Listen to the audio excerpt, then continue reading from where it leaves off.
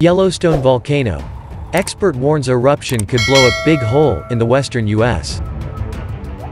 A Yellowstone volcano eruption would tear out a big hole in the western United States and blanket swaths of the continent in ash, a volcanologist has sensationally claimed.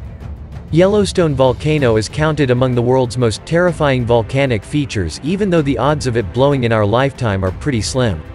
But should the U.S. supervolcano rear its ugly head one day, some geologists fear the potential chaos and destruction unleashed would be devastating.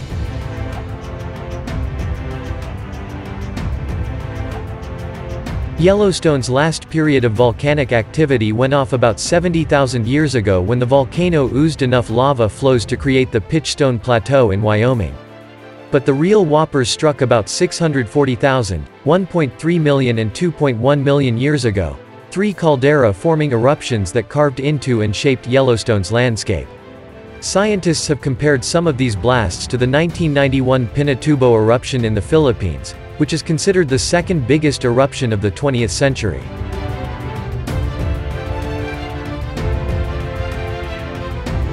The eruption killed some 800 people, displaced another 10,000 and belched a column of smoke and ash 25 miles, 40 kilometers, into the sky. But what would happen if a comparable blast tore through Yellowstone volcano today? According to Dr. Robin George Andrews, a volcanologist turned science writer, another supereruption at Yellowstone would be completely devastating.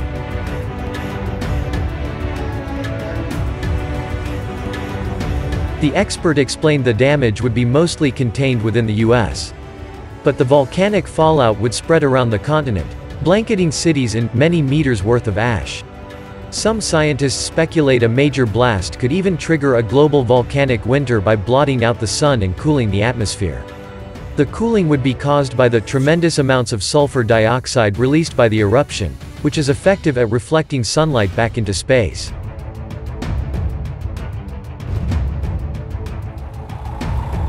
This turn of events could then lead to widespread crop failures and trigger an international food crisis.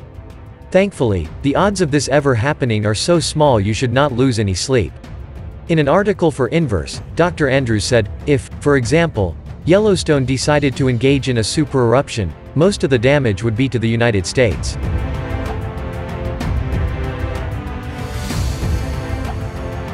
You'd essentially have a big hole where the national park was, and the amount of ash it would dump on North America would be quite extreme.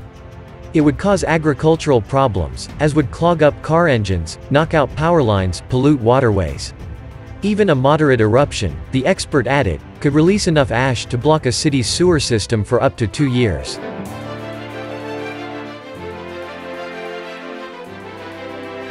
This would restrict access to water and prevent people from flushing their toilets. Dr. Andrews said, most of the ashfall would be around the continent in which the eruption would have happened.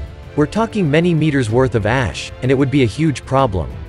We would have to use the technology we have to push it all into the sea.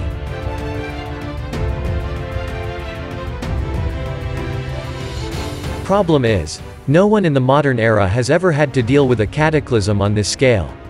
The expert added, the worst effects might be some sort of global Great Depression, because if it happened in North America, the economy would completely crash, and that would have ripple effects everywhere.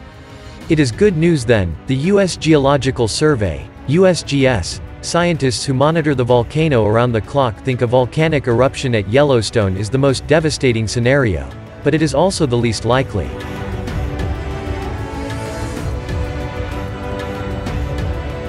Instead, a hydrothermal eruption is the most likely type of blast expected to go off at the Yellowstone caldera in the future. Hydrothermal eruptions are driven by shallow reservoirs of scorching water and steam, the same process that causes Yellowstone's geysers to erupt, and can blow out craters measuring a kilometer across.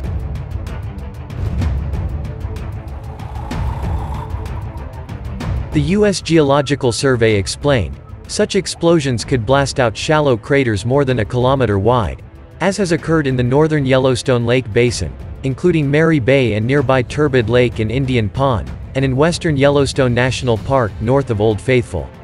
Each of these craters was produced by steam blasts within the past few thousand years.